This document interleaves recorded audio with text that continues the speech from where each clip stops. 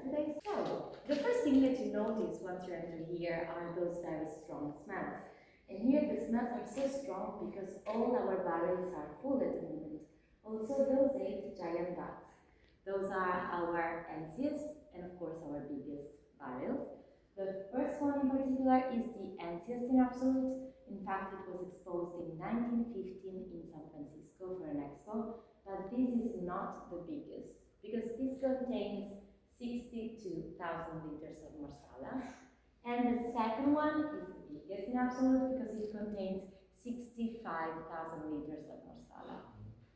Those are so big because in reality at the beginning they were fermentation tanks. But today we use them just for our Marsala to age. The origins of Marsala are English, because we were in 1773 when an English merchant from Liverpool called John Woodhouse landed in Marsala. But it was a coincidence, because he wasn't interested in the city of Marsala and he wasn't interested in wines. He was directed to Marsala del Vallo to buy barilla, that are soda ashes used for the production of soap and glass. There was a storm, so John Woodhouse had to stop here. In fact, the first cargo was a success, so John Woodhouse decided to come here in Marsala. He moved here and he created the very first wine factory.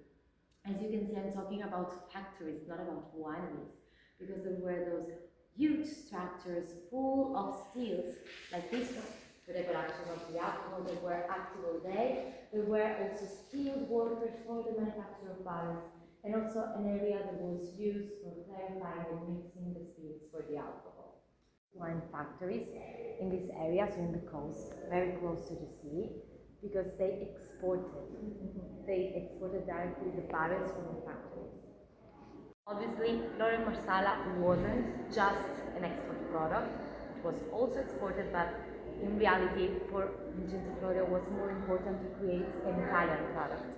And also, he wanted a luxury wine. So, a luxury wine to be served on the most noble table of what we would call the new reign of Italy. Lion is drinking water into this river that is surrounded by cortices plants, from where we extract quinine or quinine that was secured from malaria. And this lion, in fact, was the symbol of the first activity because Florio, they weren't from Sicily but from Calabria. They arrived in Palermo and they were poor, they weren't rich, and they opened a scent shop. And they aimed to be rich because they sold quinine. So this lion was the logo of the first activity.